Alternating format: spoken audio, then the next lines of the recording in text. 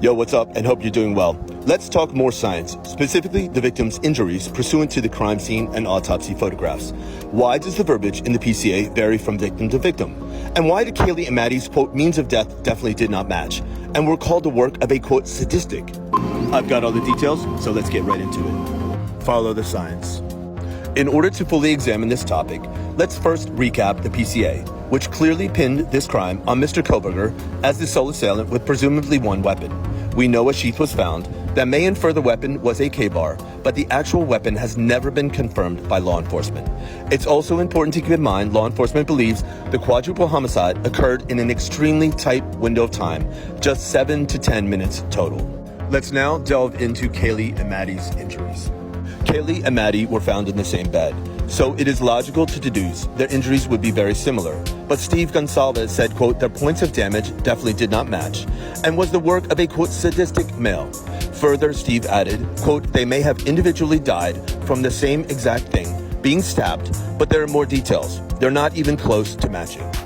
For the record, the PCA verbiage is the exact same for Kaylee and Maddie, quote, stab wounds, which aligns with Mr. Gonsalves. However, this is where it gets interesting. Coroner Kathy Mabbitt, who not only viewed the initial crime scene, but also attended the autopsies, seemed to contradict both the PCA and Mr. Gonsalves, stating, quote, I don't think stabs is the right word. It was like tears, like this was a strong weapon, not like a stab. So again, if we're following the science, were these, quote, large open gouges as per the coroner, or were they stab wounds as per the Moscow PD? What do the autopsy photographs reveal? Now let's migrate down to the second floor and examine Ethan and Xana's injuries, of which Mr. Gonsalves stated, quote, it was a hell of a battle going on down there, from what the coroner told us. This is where it gets really interesting again in the PCA. Ethan's wounds were not, quote, stab wounds as with Kaylee and Maddie, but rather were caused by, quote, sharp force injuries, whilst Xana's was classified as a, quote, edged weapon.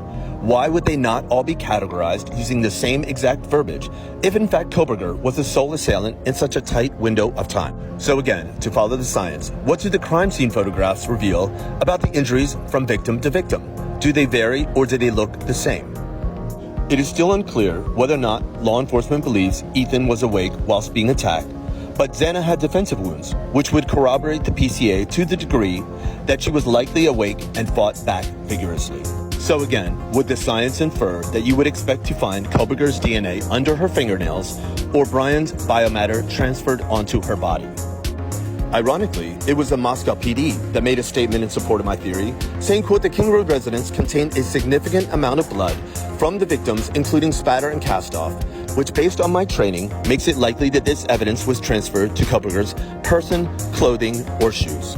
However, we know to date, not even the smallest particulate of victim biomatter evidence was transferred over to Koberger. As a side note, it's important to bring to light, Ethan's mother had stated that some of his possessions had not been returned by law enforcement, including a, quote, nice set of golf clubs, and that they were ultimately turned over and remain, quote, frozen with the defense.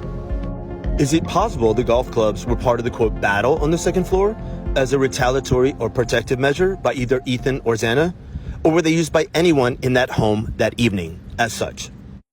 So let's talk about this. If Koberger were the sole assailant, do you think he only brought one weapon?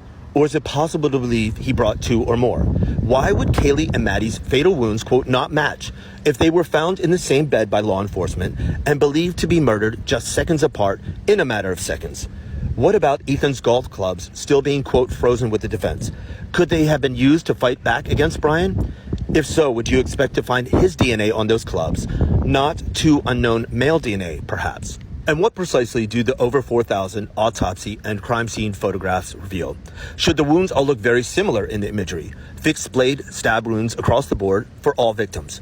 If not, does that then raise the possibility of multiple assailants with multiple weapons? Science does not lie. So the autopsy and crime scene photographs should be very telling one way or the other. Is Brian guilty or innocent? Talk to me.